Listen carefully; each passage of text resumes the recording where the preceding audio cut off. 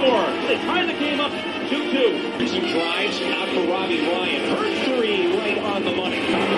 This is Taya Hansen for three. Other side of the rim with a pretty reverse. Wow. 5 seconds to go. Find Hawk. Hawk spins. It rolls off. And Arizona State wins it. Edward pulls off and buries the puck. Daniels takes the shot for Derby.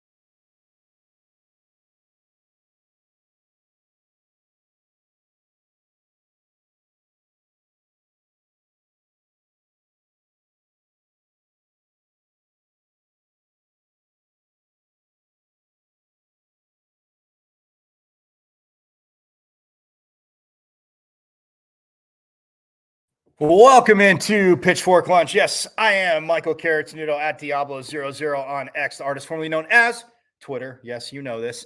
You can see the show there, my IG, michael.caratinudo.5. And guys, subscribe to the YouTube channel. Any interviews you've missed, and you have missed a plethora of interviews, coaches, players, insiders, all that good stuff. You have missed it.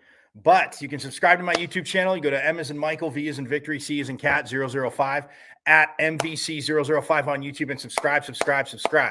And you can get all caught up. You can binge watch. People love to binge watch. So binge watch as many as you want as we keep rolling on here in my inaugural season of Pitchfork Lunch. Yeah, a little old school with a shirt. Yes, just for you guys.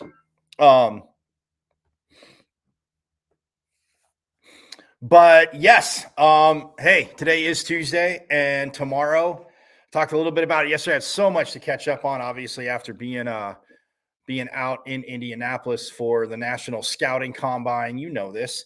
And again, it was a busy week in Sun Devil athletics, softball, obviously, rolling on, baseball getting going, men's and women's hoops hitting that final stretch. The Pac-12 tournament coming up for both the women's first and the men's. Baseball, Willie Bloomquist. They got a series split with Ohio State taking the second and fourth games of the series against the Buckeyes. So take that, Jeff Lowry. I'm just kidding, you guys. Jeff's a great guy, but anyway, nonetheless. But yeah, and I mean, lacrosse, women's lacrosse getting going too. Swimming again, hitting its final stretch. They had a big win over Arizona, and then now they're getting set for diving championships and both swimming and diving championships. But the regionals for diving, remember, up in Flagstaff coming up, and you can take a little day trip up to Flagstaff and check it out. One of the 3 days. We'll get to that. But look, it is Territorial Cup week and in basketball. And that team from down south will be coming into Desert Financial Arena tomorrow night at 8 p.m. 8 p.m. I want to say, yes. But I will double check because a lot of times I screw up and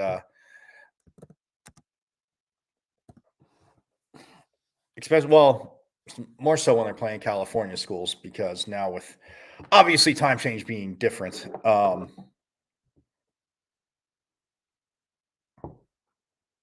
it's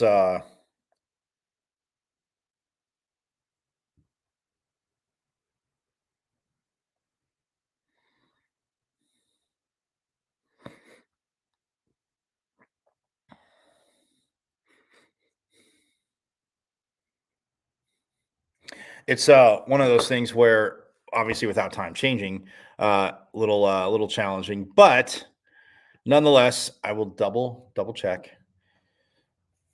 U of A actually did drop, I think, one spot in the AP top 25 after losing to Washington State.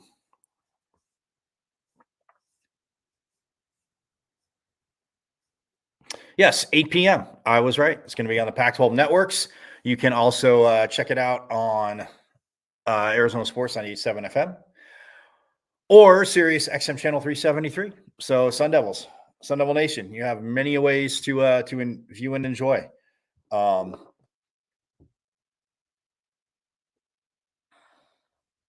And that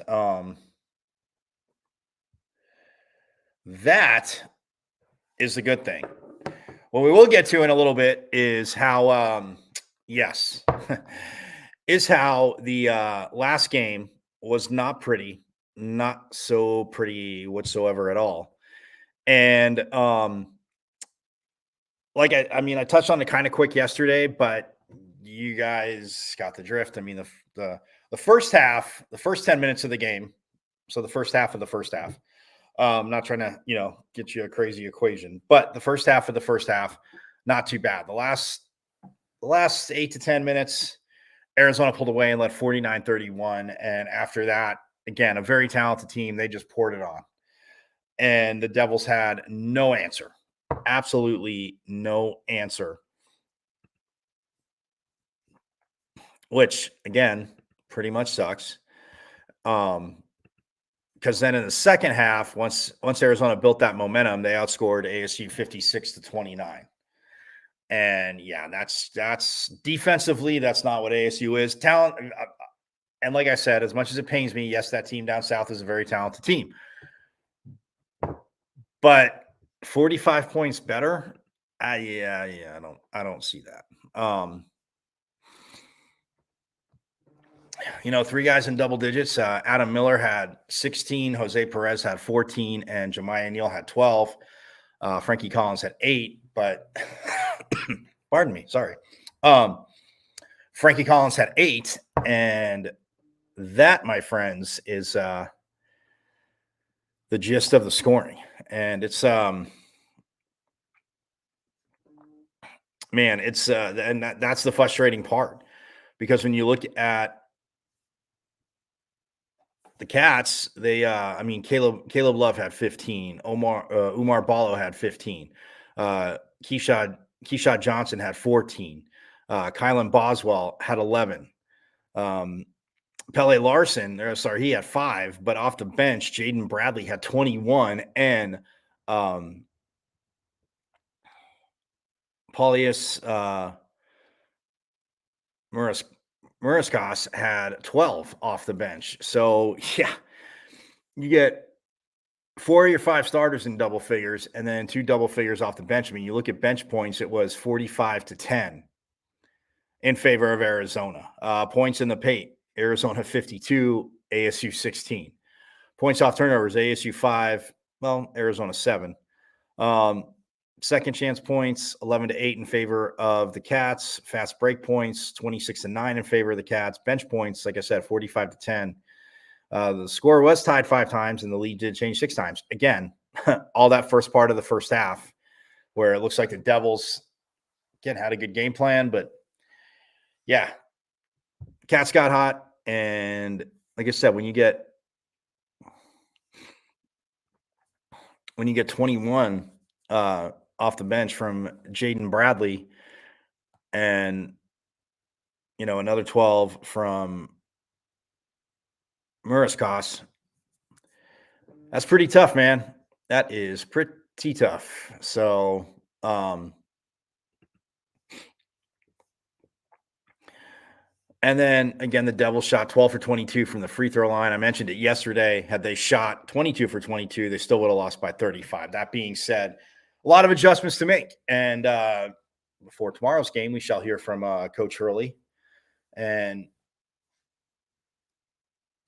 as we all know, it's one thing saying you're going to make adjustments and another thing making the adjustments. So, yes, we shall get into that a little more. Again, Territorial Cup points on the line, and would love to beat 2 straight top 25 ranked teams at Desert Financial Arena. That will be awesome. Student section 942 crew show out.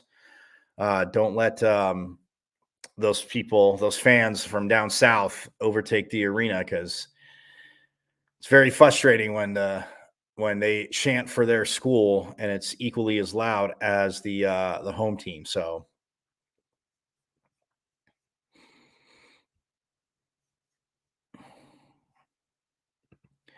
that being said, we will shift to lacrosse, who's 3-1 overall right now. By the way, yes, they're 3-1, and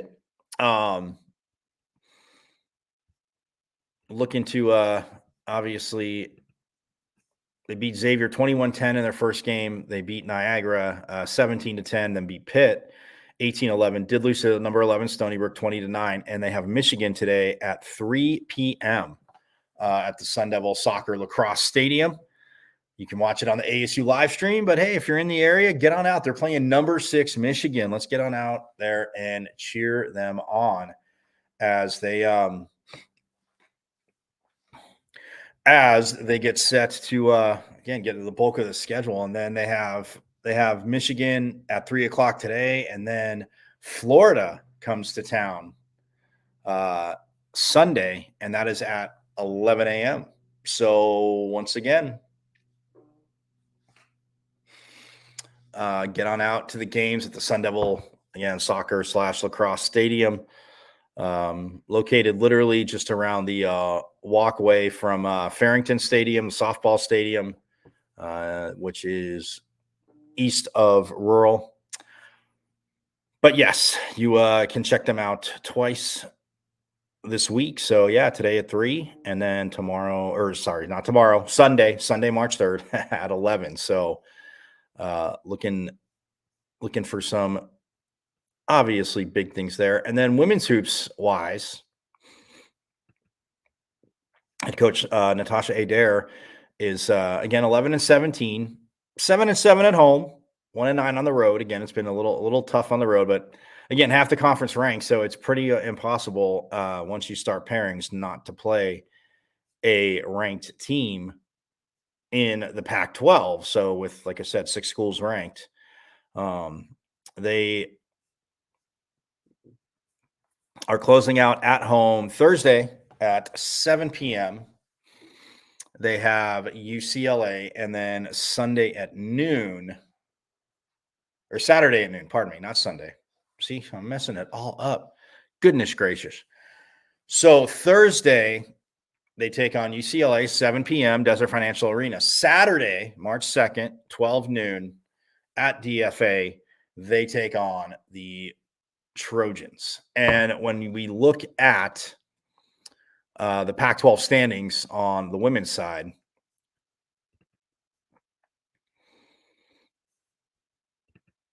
it is Stanford, again, still up top, 13-3. They did drop a game to Arizona. Cameron Brink didn't play, and the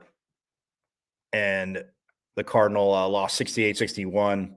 Then they turn around and beat ASU 81-67. Cameron Brink did play, but again, a much more inspired performance this time against Stanford the second time around. But yeah, Stanford 13-3 in conference. Both Oregon State and UCLA, or all three actually. Oregon State, UCLA, USC are all 11-5. Colorado and Utah, the Mountain Schools, both at 10-6. Arizona's at 8-8. Washington State and Cal are at 6-10. Washington is at 5-11.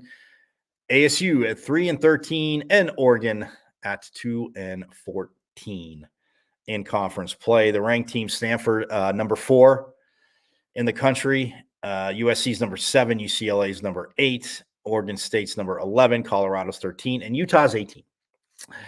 So ASU gets to play number 8 and then number 7 on the women's side this weekend. So looking forward to that Thursday, Saturday, because the Pac-12 tournament starts on Wednesday. So instead of going Friday, Sunday, they want to give them that extra day. They usually do that the last week of the season. They've done that for a few years now. So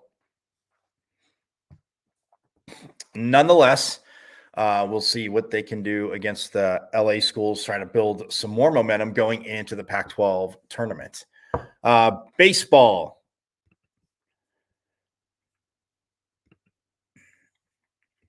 Pardon me for one.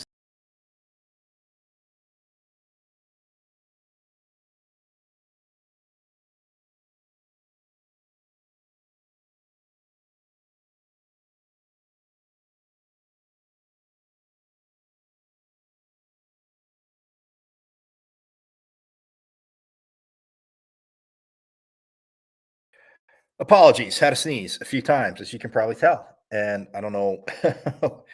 Got a whiff of pepper. No, not crying, not a move through emotions, but nonetheless, um, baseball for the Devils again, 5-3 for Willie Bloomquist early on. All at home so far, so 5-3 at home. But this Friday they will be in Arlington, Texas. Friday, Saturday, Sunday, and through Tuesday. So Friday through Tuesday they will be in Arlington. Tuesday is such a phenomenal day. I think that they definitely should get a win when they play at UT Arlington. So that's that. But they have Texas A&M on Friday at 5, then TCU Saturday at 5, and then A&M Sunday at 10 a.m. And then, like I said, Tuesday they have UT Arlington, and that is at noon. So that is where they are headed. And then, real quick, softball wise, 11-6 overall. Again, a tough 10-8 loss to New Mexico State. But I want to say softball's still at home this weekend. So that is a very awesome thing. You can go out and check softball out.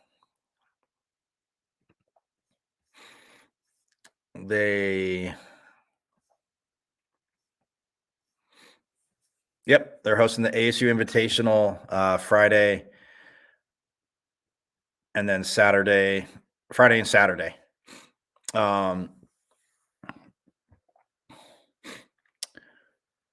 Friday, their first game is at 4:30 p.m. as they take on UC San Diego. And then at 7 p.m., they take on James Madison, obviously at Farrington Stadium for the ASU Invitational. And then Saturday, their first game again at 4:30 as they take on North Florida. And then at 7 p.m., they take on Omaha. And then they are actually off Sunday. North Florida will take on James Madison at 8 a.m. And then at 10:30, Omaha will take on UC San Diego. So Friday, Saturday, again, get on out to Farrington. You got a lot to choose from. Also, by the way, ice hockey, 21-7-6, returning home after their trip up to Alaska last weekend. And again, I didn't mention that yesterday, getting to so much. But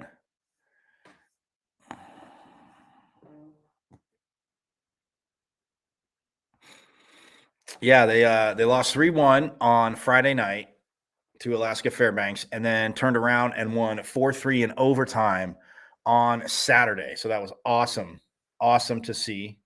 Again, in Fairbanks, Alaska, at the Carlson Center where the games were played.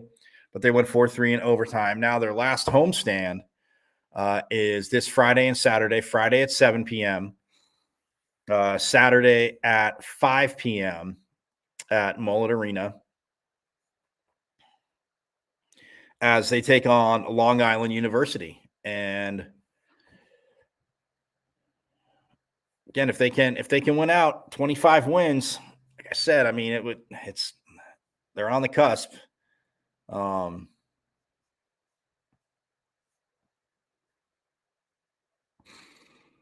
But yeah, a team, like I said, 17-5-4 at home, 4-2-2 away. And man, it's just done. Coach Powers has done a hell of a job. Like, if you haven't been out to hockey, again, get out there this weekend. Your last chance to see him at home, as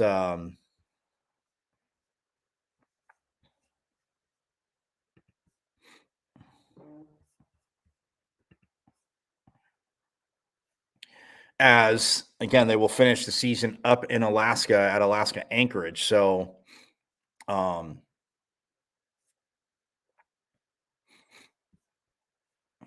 And I mean, if you want to take a field trip up to Alaska Anchorage, feel free.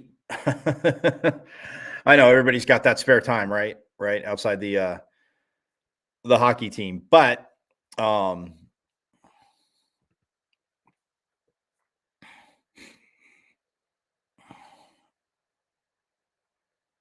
and again, ASU ranked number 18 in the country. So again, floating with that 16 line, but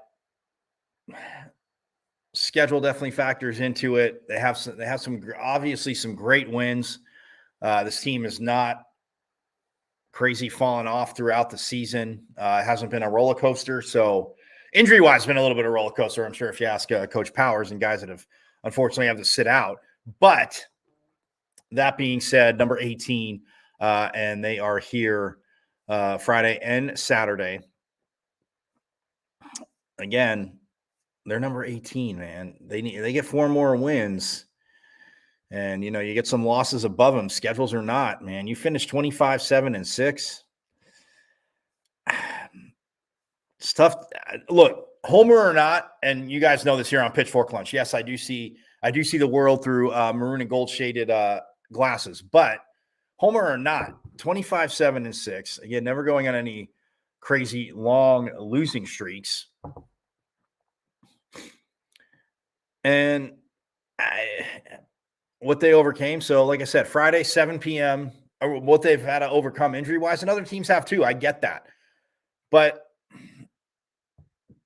not being in a conference or not, I should say, proof is in the pudding. They've definitely earned a trip to NCAA regionals. Now, you win 4 more games, or even if you win 3 out of 4, you split. Yeah, I think that's going to be tough, in all honesty. But who knows? Like I said, but you win all 4, 3 out of 4.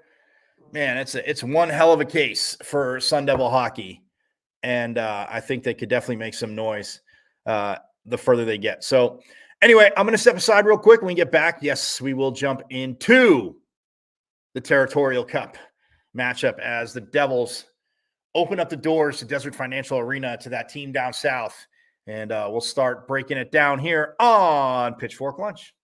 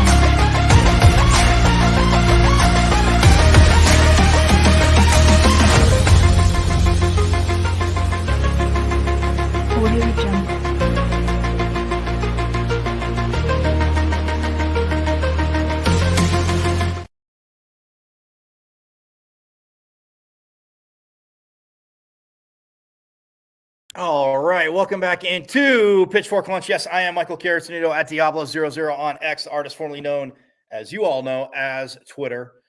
And you can see the show live there, my IG, michael.caratanudo.5. And subscribe to the YouTube channel, y'all. You miss any shows, you can go right there.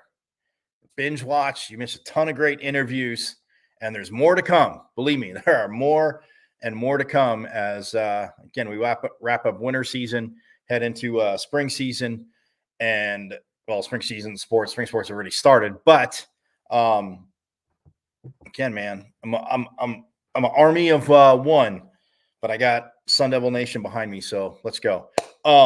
Nonetheless, though, and subscribe to the YouTube channel. Like I said, it's at go to YouTube and you go to it's at M as in Michael, V as in Victory, C as in Cat 005 at MVC 005 on YouTube, and subscribe. Many thanks, and again, enjoy. And you hit me up on X. You got any questions, thoughts, concerns, even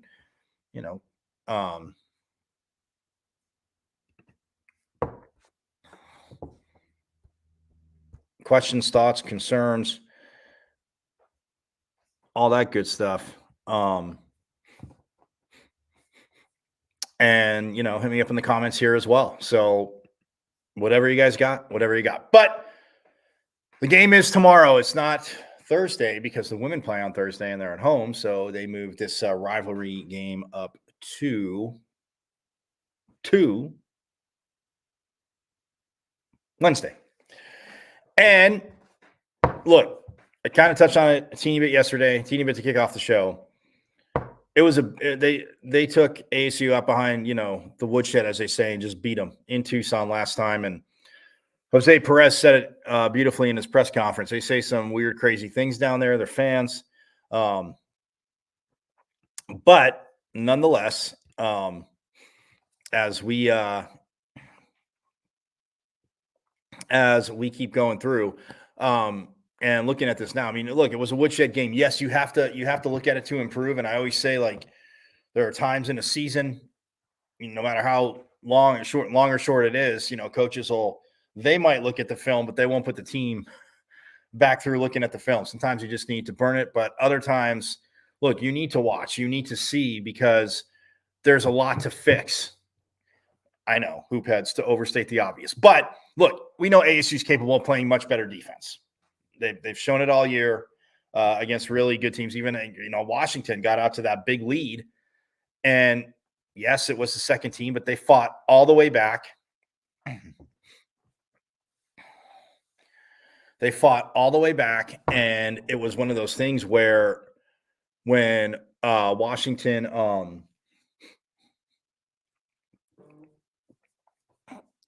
just, again, ASU, the second team, got stops, charged all the way back. They're able to force overtime. And, hear Coach Hurley yesterday saying that it's one of those things where, yeah, you feel that you could have stolen the game. You could steal the game. Maybe you don't deserve to win, but you fight back in it. You're right there, and you could have stolen the game, and it just got away. And you saw the frustration. I hear the little frustration still, and even after the win against Washington State, and Jose Perez's voice about the missed free throws. Well, yeah, I mean, unfortunately, like I said, that's part of the game. Frankie Collins was the same way after the game against Washington, and uncharacteristically missing, the 3 or 4 free throws that he did. So, but look, you fight all the way back, you build momentum. Washington State, like we talked about yesterday, never really went on a run. Now, how do you fix what happened against Arizona? Well, yes, I know the simple answer, and you're all going to say play better defense. But before I dive into a little more of that and some of the matchups I'm looking for, let's go the standings in the Pac-12. So, and this is hilarious. This is very hilarious, Pitchfork Lunchers. And no, I can't take credit for it. The phenomenal SID or Assistant Athletic Director, Sports Information Guru, Sun Devil Guru, Doug Tamaro, said, did anybody ask Coach Hurley if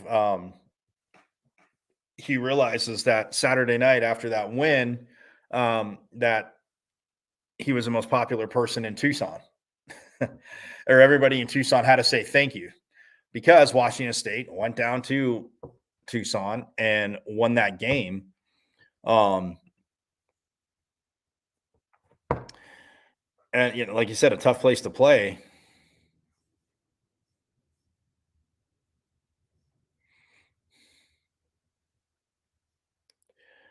And I mean, they've lost both games this year. So that's why Wazoo owns the tiebreaker. It's they lost 73-70 up in Pullman, and then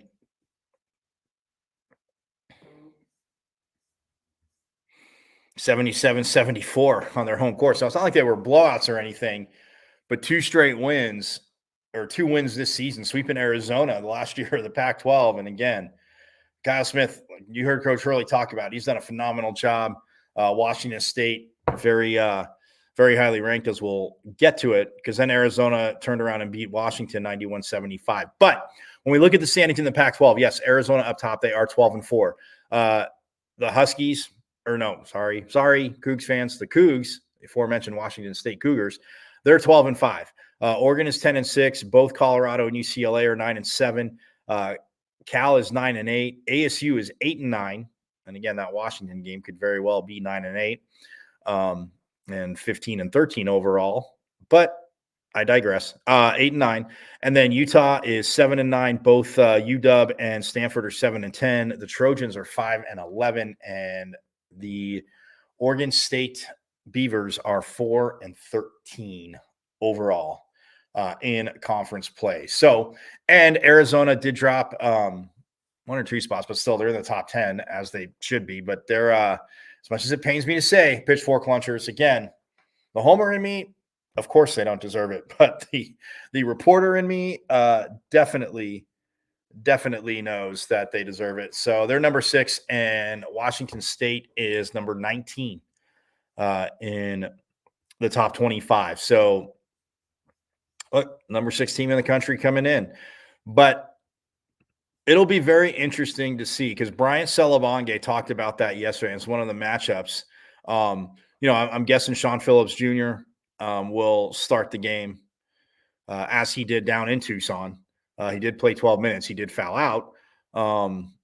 Again, picking up the fouls. And when you're guarding Umar Ballo, it is very tough. But I am guessing Celebonge, who played 26 minutes and only picked up one foul, but he talked about defending Umar Ballo yesterday. You guys heard it. And, just to summarize what he said, he goes, you just got to be, again, you got to be smart and just position yourself, get in his way. Don't let him have don't let him have the easy turns to the hoop. Now, yes, easier said than done. We all know this, because Ballo, again, absolute stud. And I mean, the last game they played, like you said, he had 15 points. Both him and Caleb Love led the Cats with 15 apiece. He had 15 points, 11 boards, and 2 blocks.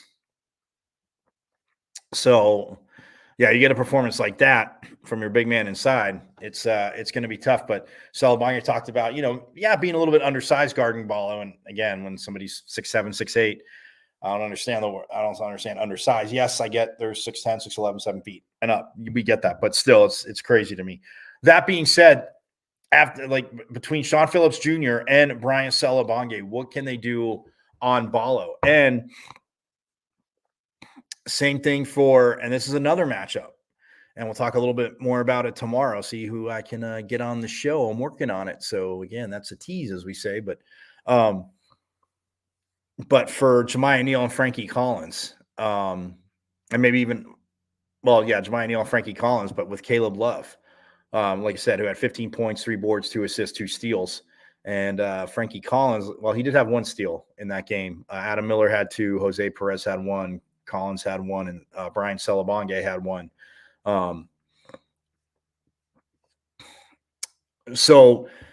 But in guarding, when either if Collins or Neal is guarding Caleb Love, that matchup too. I mean, again, it just epitomizes obviously the high-low game. But Caleb Love, man, he was 6 for 11 from the field last time, 3 for 7 from 3. And they went to the free throw line 32 times. So they were 25 of 32 were the Cats, and they shot 78%. And ASU, like I said, shot 54.5%, which not going to help you out. Like Jose Perez talked about, seeing the ball go through the hoop, and, talking about the free throws he missed against Washington, goes, but that's, always been an important, and every player is different, but an important part of his game, get to the rim, go to the free throw line, seeing the ball go through the hoop, the little things. And he was 4 for 6 from the line against down in Tucson. But those are, again, just two matchups right now. Just, think about it as we have Celebonge and Sean Phillips Jr. on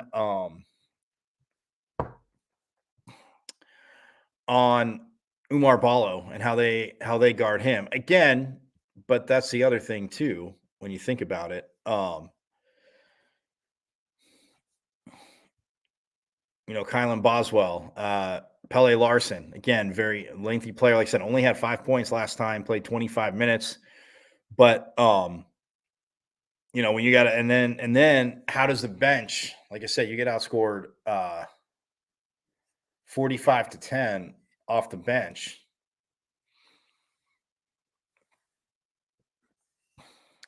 That's tough. And, and maybe will Coach Hurley mix it up? Do we see with him go with, maybe 2 guards and 3 bigger guys to start? I don't know. I'm just throwing it out there. It doesn't mean it'll happen. But if you started, like say Frankie Collins, and you start Frankie Collins and either Jemiah Neal, Jose Perez, or Adam Miller, but along with Sean Phillips Jr., Alonzo Gaffney, and Brian Celebonge. Offensively, that would look different. And again, if they haven't worked on that, then no would be the answer. But if you're Coach Hurley, you can mix it up. And he brought Alonzo Gaffney off the bench that last time in Tucson. So it's having to match their bench points and energy. Well, energy, yes. You would hope you could match the bench points and not get outscored, like I said, 45-10. But like I said, the last 8 to 10 minutes of the first half and then into the second half, the wheels, were slowly falling off, and the Devils just did not have the answer. But you get home cooking, right? Everybody's stoked about that. You get your home cooking, and the way the defense played against Washington, again, who's long, like Arizona, and Washington State, that is what you need. That is what they definitely need to see tomorrow night against that team down south. Because, and yeah, it's not about feeling the pressure to match them shot for shot, but get stops. Make them work deeper into the shot clock. Make them work, putting up shots that are a little bit rushed at the end of the shot clock. All the little things that they look at, but it starts in that defensive end. And with, how they played the second half of the Washington game and the whole Washington State game, you've built a little momentum. And you got them coming to your home court. So the pride in and of that alone, you could hear it in Jose Perez's voice. And, even Brian Celebonge, when I played that yesterday, you could hear it in their voices that, they respect them as they're a good team. They're a talented team. They know they can't play the same way, but now they're coming to their home court and not going to be the same. So that's why the crowd needs to get behind them, get out early. It is senior night, by the way. I'll remind you tomorrow too, but it is senior night. So get out there early, and they will be honoring the seniors. But yeah, look, if that team down south wins again, they win again. But it is not going to be the beating that it was in Tucson. And I think that the Devils can win this because they just, again, back-to-back games. Well, a game and a half, as you could say, where defensively they locked in, and you have to be that much locked in and more against this Arizona team. So if you're not hitting shots, they can't be hitting shots either. No easy ones, no ticky-tack fouls. And I think fans will be in for, again, I'd like to think they're going to be in for a hell of a game. But you got to get out there tomorrow night, 8 p.m., like I said, 8 o'clock. And that's another thing with standings wise right now, because like I read the conference records, ASU is 7th in the conference right now, right? So, I mean, theoretically, if they were to beat because with their schedule, theoretically, hear me out.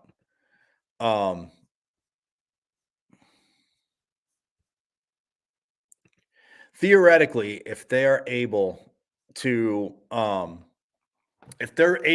beat Arizona, and then after that, right, just it's a tall task. Yes, I know. But after Arizona,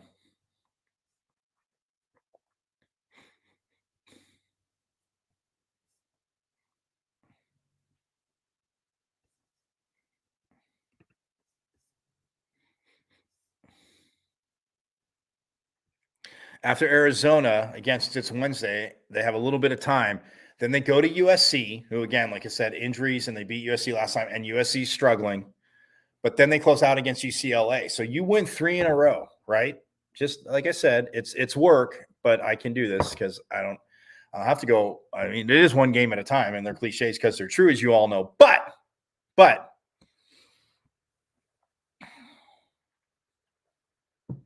they would be 11-9, right? Which means UCLA would have at least 8 losses. Well, and actually 9, because if they, again, then you need kind of who else wins, but they could be 11-9.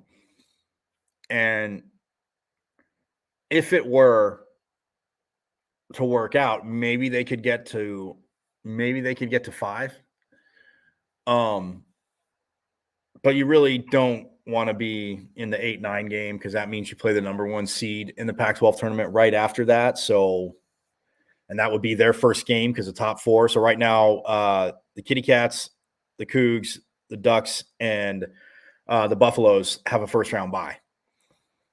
So that's what you're looking at. But Washington State, yes, they can still win the Pac-12 if they end up with the same conference record. They have the tiebreaker. So Arizona would be number 2. But yeah, I mean, if hey, look, it would take a little bit to win 3 in a row. I get it. I understand. I'm feeling y'all, but just saying. So anyway, I'm going to take a quick break, and when we get back, I will hit some other news and notes, and we will wrap it up. But we'll have more, obviously, on this matchup tomorrow as the game's being played tomorrow night at Desert Financial Arena. See if the men's hoops team can get some stuff rocking. But more coming up here on Pitchfork Lunch.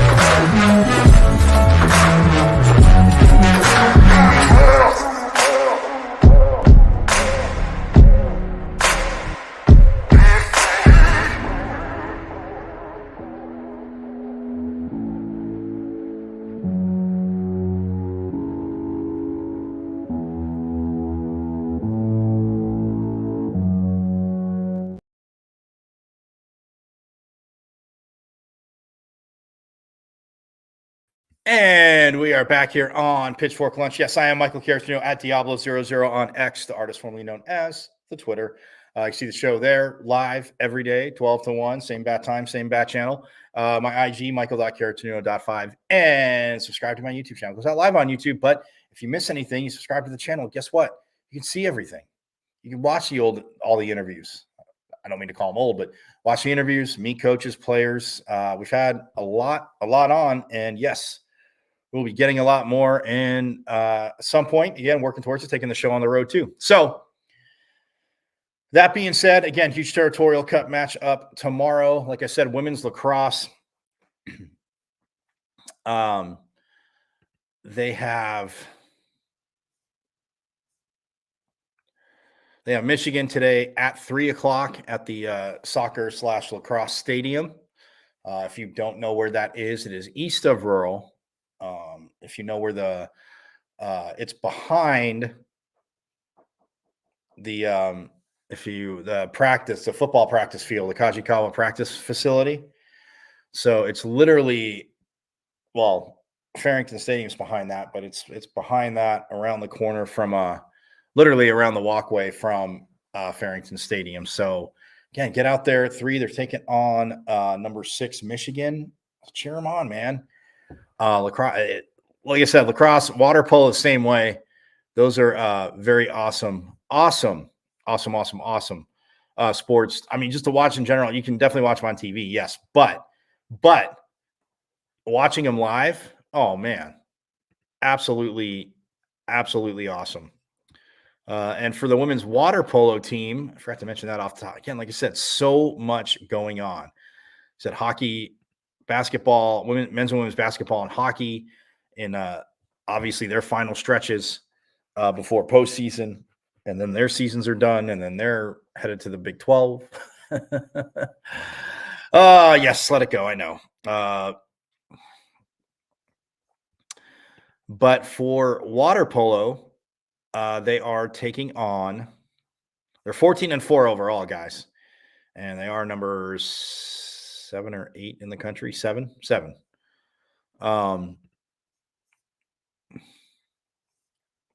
Again, they lost 9-8 to Michigan, but they did beat Michigan 10-8 in La Jolla a few weeks ago. So they are split with the Wolverines, and man, that's one of those things where now they play. Yeah, they're headed to this Friday. They are headed to before that, but they'll be in California, Claremont, California, as they're playing in the Convergence tournament.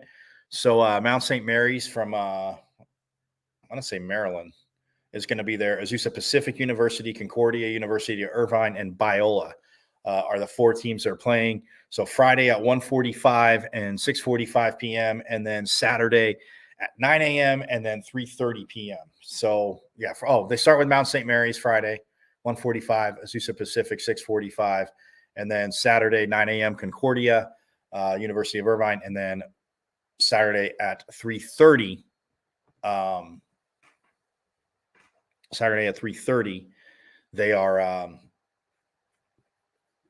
they're taking on Biola. So they will be in Claremont, California, Friday and Saturday. Yeah, looking to get 4 more. You go 18-4, even 3-1, 17-1.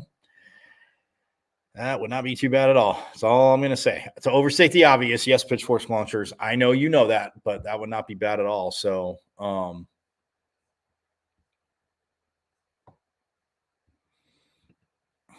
golf, you know what? I'll hit golf tomorrow. I don't want to rush it. Gymnastics, real quick. They have been underway for a minute, and their last meet against UW, against the Huskies, they earned a 196.825 to 196.5 victory at Desert Financial Arena. So again, hats off to the Gym Devils. They're 6-4 overall, 3-2 in conference. They've won 3 in a row, 2-2 at home, 3-2 away, and 1-0 on a neutral site. So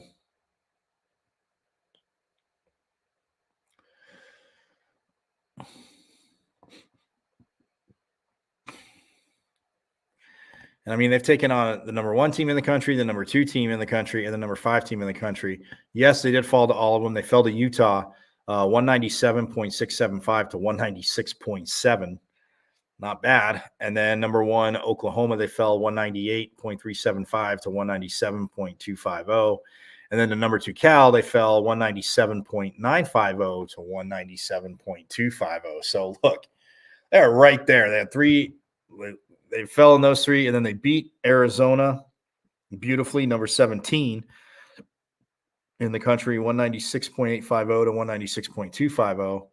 And then they beat UW, like I said, and now in Corvallis this Friday at 8 p.m. on the Pac-12 networks, you can check out them taking on Oregon State at 8 p.m. So again, you got a lot of viewing options, a ton of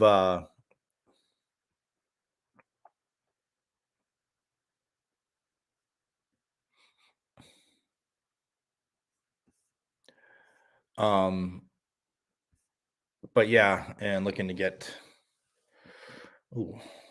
season scoring on that too. But nonetheless, yeah, 3 in a row, trying to make it 4, and then they take on UCLA for their blackout meet on March 9th.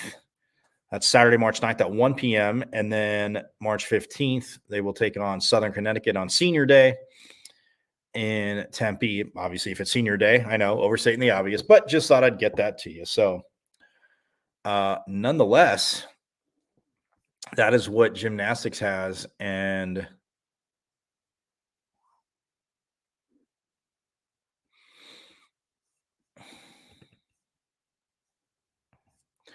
but yeah, they're oh, and by the way, beach volleyball has gotten going too. And the beach volleyball courts are literally behind right field of Farrington Stadium, if you have not been out to beach volleyball. So again, a lot to get to, but it's going to be fun. We're going to take a deep breath and know can't get to everything every day, but guess what? Guess what? we can definitely again get to it all as we go through the spring. But beach volleyball start to track and field again, looking to have another solid season, and with wrestling wrapping up too. So yes, awesome stuff at ASU to get to. And Pitchfork Lunch, we are your home for it. I'm your home for it.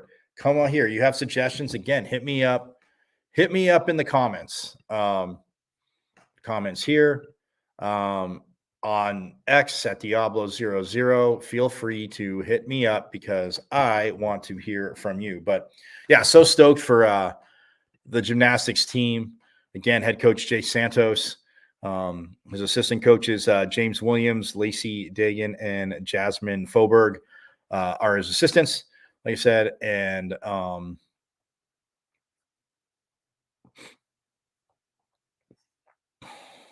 yeah, so they got a little bit more left in their season. And again, try to get Coach Santos on because, again, gymnastics and in the Summer Olympics, I know, and especially in an Olympic year, it's even bigger. But for the Summer Olympics, people that watch them, like, yes, it is easy to get hooked on gymnastics, the high flying, the just the unbelievable becoming believable, and through practice and just flying through the air. So yeah, believe me, I get it. Plus, obviously, it is a Summer Olympic year as the Summer Games are in Paris. So, hey, that being said, that's going to do it for me today. Again, so glad you could join, and we'll be back tomorrow. Again, same bat time, same bat channel. We'll definitely hear from Coach Hurley prior to the game against that team down south tomorrow night at Desert Financial Arena, 8:00, just in case I didn't tell you, but I did. We'll hear from Coach Hurley, maybe a player or two, and who knows, maybe get a more fair, a less maroon and gold view shaded person on. Not that they don't, believe like I do, but can be a little bit more interesting and see what they think of my matchup. So again, gonna get out of here. Everybody have a great rest of your Taco Tuesday, and glad you got your serving of Pitchfork Lunch. I will see you tomorrow. Like I said, same bat time, same bat channel. And yes, Pitchfork Lunchers, you know it. As always, forks up.